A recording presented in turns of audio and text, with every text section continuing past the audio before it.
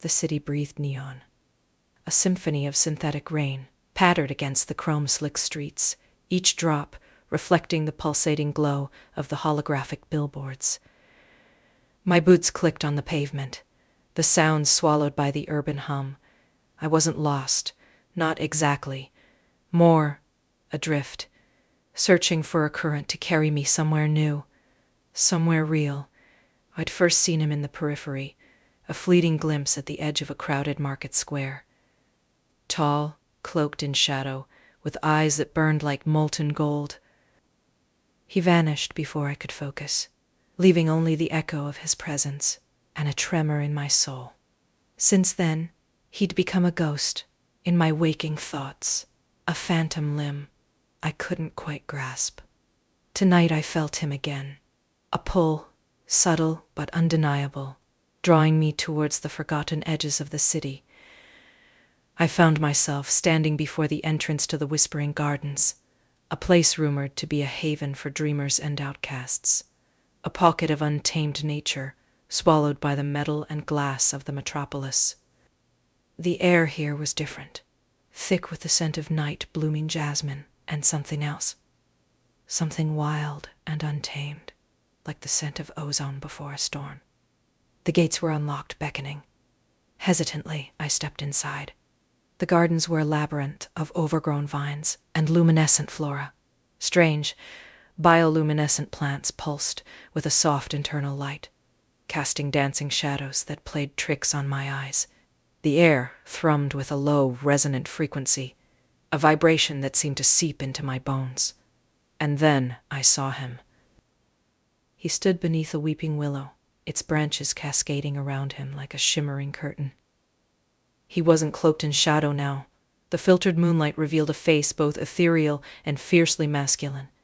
High cheekbones, a strong jaw, and those eyes, those impossible golden eyes, that seemed to pierce through me, seeing everything I was, everything I could be. He didn't speak, but I knew he'd been expecting me. "I've been looking for you," I whispered, the words catching in my throat. A slow smile curved his lips. "Have you, now?" His voice was a low, resonant rumble, like the growl of distant thunder. It vibrated through the air, making the hairs on my arm stand on end. He extended a hand, his fingers long and elegant. "Come, there is much to show you." I hesitated for only a moment. Something within me, a primal instinct, urged me forward. I placed my hand in his. His skin was cool, almost impossibly smooth, like polished marble. A jolt of energy surged through me, a shock of pure, raw sensation that made my head spin. He led me deeper into the gardens, through winding paths and hidden groves. The plants seemed to react to his presence, their bioluminescent glow intensifying, illuminating our way with an otherworldly light. He stopped before a pool of water, its surface still and reflective. The water wasn't clear. It swirled with galaxies. Stars and nebulas were trapped in this pool, and he stared at it like he was looking at a gate. "This is a nexus," he said, his voice barely above a whisper. "A place where realities converge."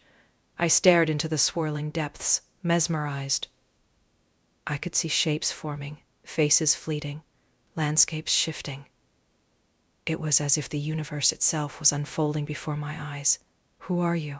I asked, my voice trembling. He turned to me, his golden eyes burning with an intensity that stole my breath. "I am a traveler," he said, "a wanderer between worlds, and you are the key." I didn't understand what he meant, but I felt it in my bones, a connection, a resonance, a destiny intertwined. He reached out, his fingers tracing the line of my jaw. The touch sent a shiver through me, a delicious, terrifying pleasure that made my knees weak. "You are more than you know," he whispered, his voice a silken caress against my skin. "You have the power to open doors, to bridge realities, but you must choose. Will you walk with me?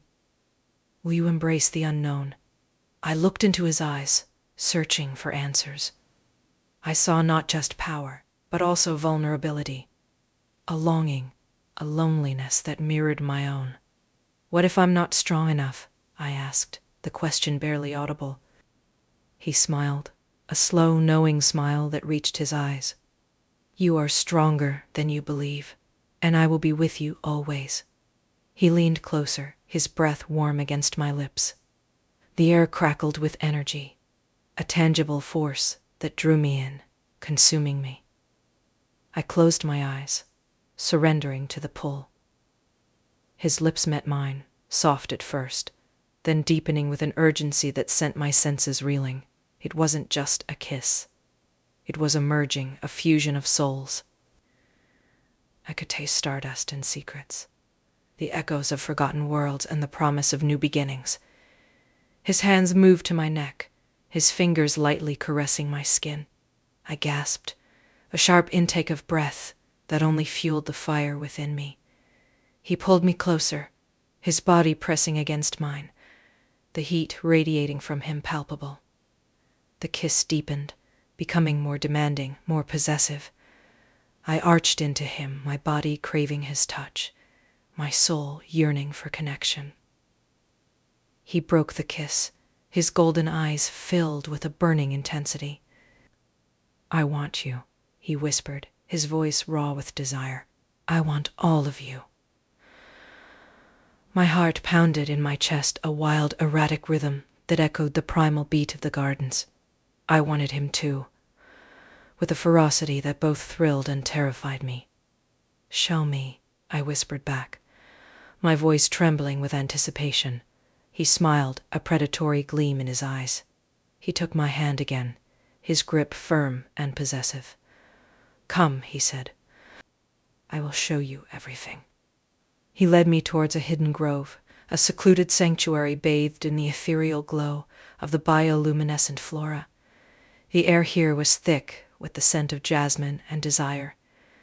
In the center of the grove was a stone altar, ancient and worn, its surface covered in intricate carvings that seemed to writhe and shift in the dim light.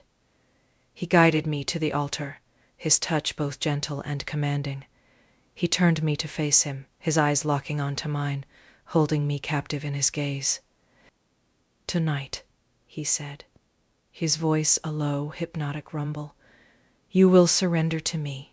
You will give me your trust, your vulnerability, your very essence. I swallowed hard, my heart pounding in my chest.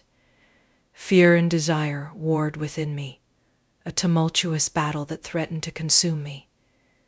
And what will you give me in return? I asked. My voice barely a whisper, he smiled, a slow, knowing smile that sent a shiver down my spine. I will give you everything, he said. I will give you power, knowledge, and a love that transcends the boundaries of reality. He reached out, his fingers tracing the delicate curve of my ear. Are you ready? He whispered. I closed my eyes, taking a deep breath. I thought of the city, the endless cycle of synthetic existence, the emptiness that had haunted me for so long. I thought of his eyes, his touch, the promise of something more, and I knew, with a certainty that defied all logic, that I was ready. I opened my eyes, meeting his gaze with unwavering resolve. Yes, I said. I am ready, he smiled, a triumphant gleam in his eyes. He lifted me onto the altar, his movements fluid and graceful. I lay back, my body trembling with anticipation. He leaned over me, his face inches from mine. Then let the journey begin, he whispered, and with that he lowered his lips to mine, and the world dissolved into a symphony of sensation.